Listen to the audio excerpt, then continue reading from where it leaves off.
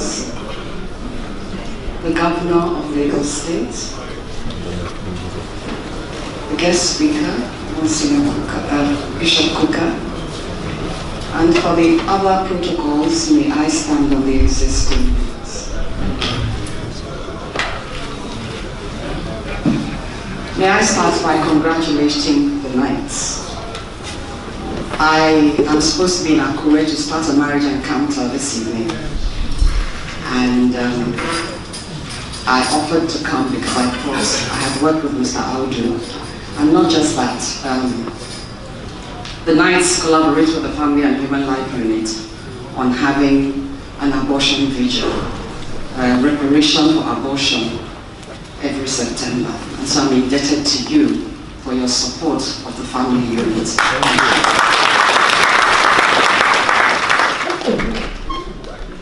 Did we see it coming? Ask Bishop Kukah. Did they see it coming? Whatever was happening in America. But you know, thanks be to God, the Catholic Church saw it coming. From 1963 to 1965, the church sat down and, true to its nature, its prophetic nature, sat down and thought what will be happening today. When you read Gaudium et Spes, Lumen Gentium, and the 16 documents of the Vatican Council, you will see that we are indeed in a prophetic church. Because when I read it, I see the problems of today, and I wonder how could they have thought about that in 1963? That's amazing. Please give a clap to the church.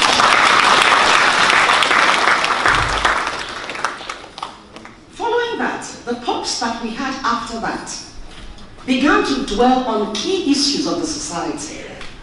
One of the seminal documents was Apostolicam Actuositatem, the decree of the laity. Last year, the Pope merged the laity and Family and Human Life Unit into one dicastery. That is saying something to us as the laity. This year, or rather last year, when Pope Francis wrote Amoris Laetitia, he said one thing: the Pope the Church, the Bible speaks to families. That the Bible is all about families, their sadness, their pain, their joys, all that they do, and their salvation and their failures. Therefore, family is central not only to the church, but to God himself. And not just that, I love the sentence he made. The joy of the family is the joy of the church. And therefore, the fortunes of the church and the family cannot be separated. What did Vatican II do? Lots of changes. Before the Second Vatican Council, the church's understanding of marriage was different from what we have today. Many of us are still living in pre-Vatican II understanding of marriage and the family. The family is a community of life and love with rights to itself. It has its own integrity. It demands its own rights. It wants those rights to be established. And if those rights are not, unfortunately, what will happen is that society will break down. Let us put an index so you can mum it up into what we're saying. The breakdown of the family is linked irretrievably to discipleship. Check if you want to know whether Christian discipleship is moving, like Bishop Kukah is telling us. Check the family. And because we know the family is not well, let's not fool ourselves. Christian discipleship in the Catholic Church is an all-time low. And this is sad, because for a church with such a prophetic vision about the future, a church that has the answers to the problems of today's world, but those answers are all in libraries, on bookshelves, because none of us would read them. I am speaking today about the work of the Second Vatican Council as one of the rights we have denied ourselves. I am telling you about it because what I'm saying to you is that of all the societies in the church, you represent one, professionalism, you represent education, you represent social status, and you are family men. And therefore, it behoves you to know what the Second Vatican Council says about the family and the rights of the family. There is a Charter of the Rights of the Family by the Council. Even in Familiaris Consortium, there are 3 documents since the Second Vatican Council that I think you should read. You should be conversant with them. One of them speaks about the rights of the family, what the family is expected to have, what we should be fighting for the family. This is important, and we can't be ignorant. Being ignorant is culpable. We are culpable because we don't read. An intimate partnership of life and love, is that what you see your family as? It's not just that. The Catechism of the Catholic Church, how many have read it? Published in 1992 by John Paul. Many of you have never opened that document. And yet it was written for you and I to understand the prophetic movements of the church in matters of today, in the problems we have today. It's an amazing thing to read the church documents and to see the solutions to the problems we have today. And what are we doing? We're standing there, wringing our hands and saying, oh, what can we do? But the answers are there. The answers are there. This is one of the things, when the Pope set up the dicastery last year, he said, let the laity be concerned with the issues of the marriage and family. Marriage and family is not about formation. It's about a partnership of life and love. That's number 1. Number 2, we were asked, just before the extraordinary and the ordinary synods of the family, how do you, as fathers and mothers, teach the affective sentiments to your children? How do you teach the affective sentiments? What is the curriculum for teaching the affective sentiments? Nothing. Just as it happens, we do anything we like. Our training of our children is haphazard.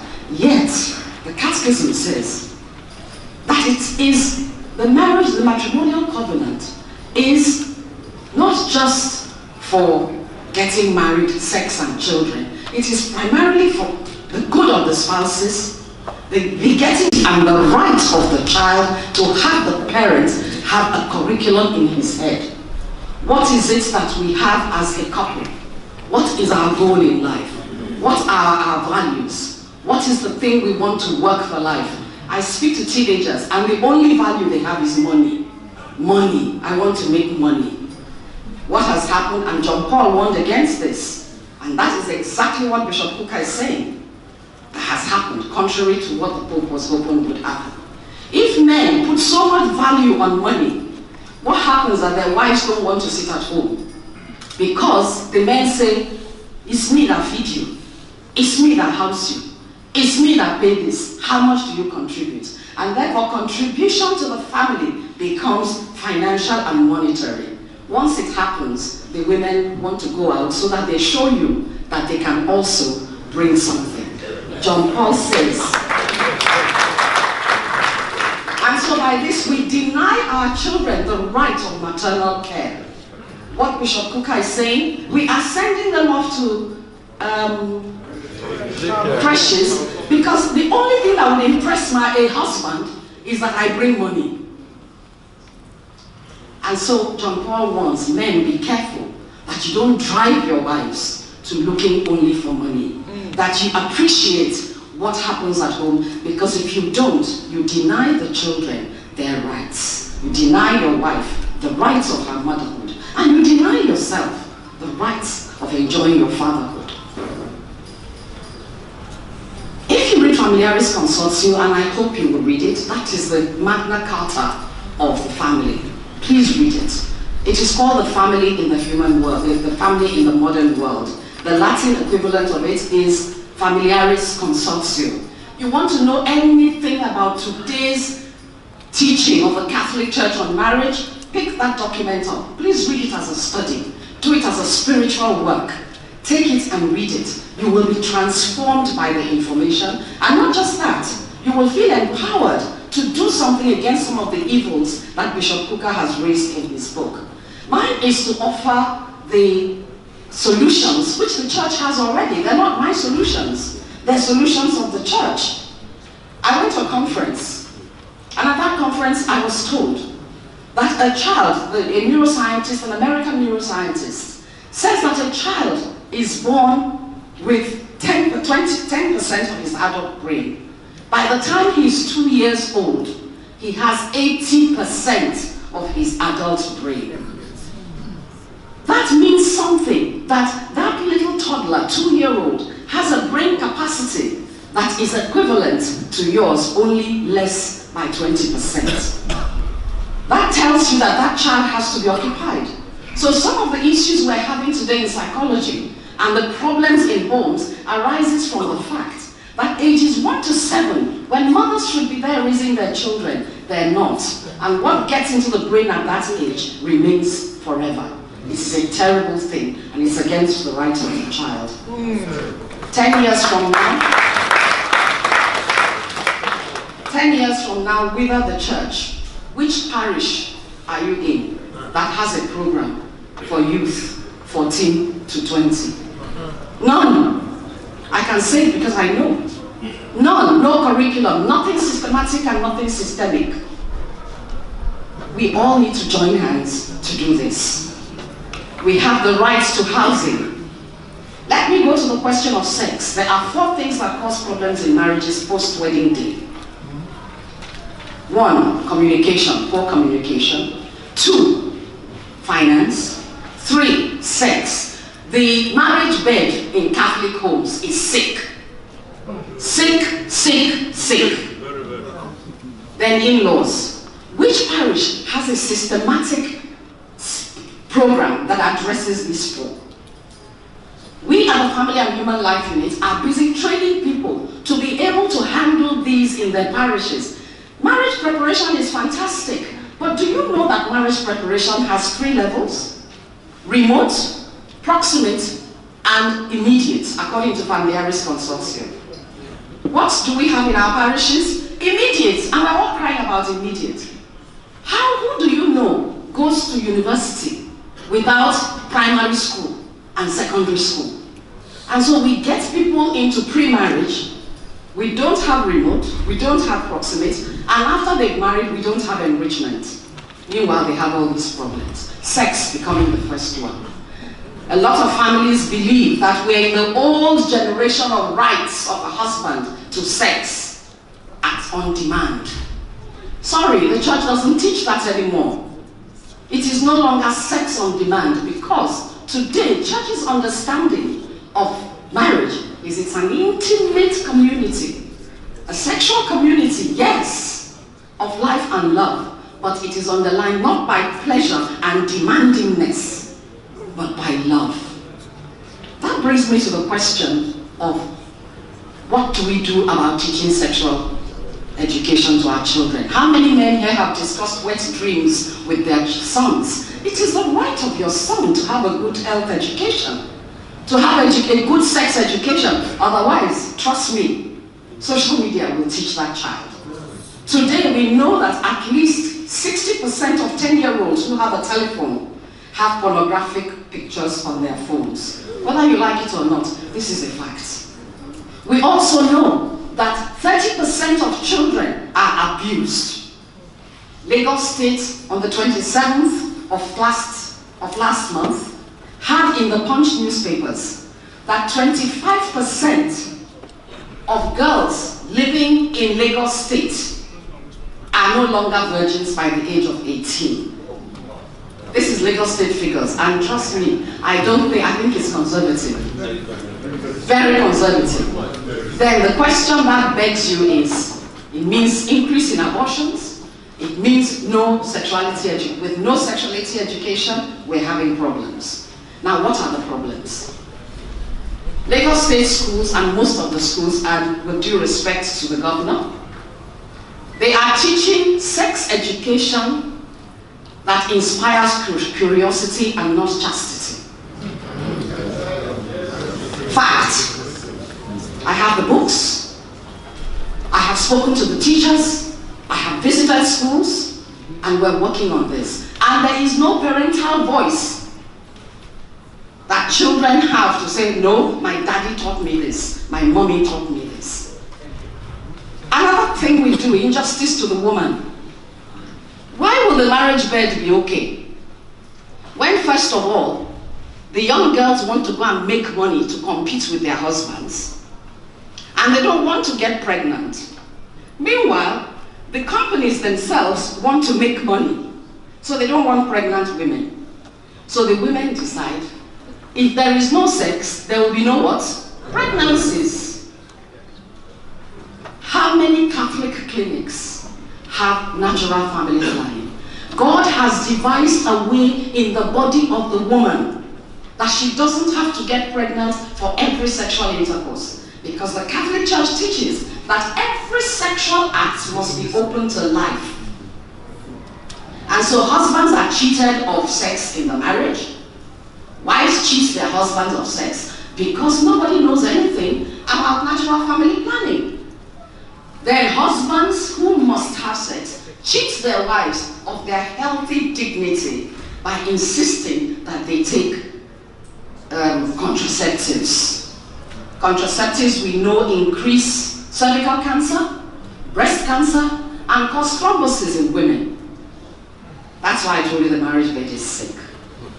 Very sick. Hospitals in Lagos State. Not one hospital in Lagos State has a desk where if you don't want contraceptives, you have a choice. What kind of dictatorship is it in health issues that there is no hospital that a woman can go to say, I want to use the natural method? It's a horrible thing. I've gone to 3 clinics on the antenatal days, and what you hear is, you want to get pregnant? Come and take this thing and drink, oh. You will come here next year. Maybe you'll even die when you are having a baby, because you want to be having a baby every year. The Catholic Church that has a fantastic teaching, the best teaching right now on human sexuality and on natural family planning, is keeping quiet. Let me conclude by saying, it is going to be to work on the family and to give the family its rights is something that is your responsibility and mine. There is violation of the rights of the couple in the house. I know that in our church, 37% of men beat their wives, and 12% of women beat their husbands.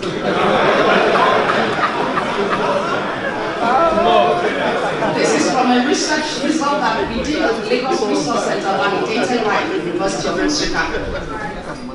And it came up when we merged that with the United Nations figures. The United Nations figures puts domestic violence in Nigeria at male violence 50% against women. If we follow the results of the United Nations and the British Council, it means that in our church, 1 out of every man beats his wife. That says something about you people here.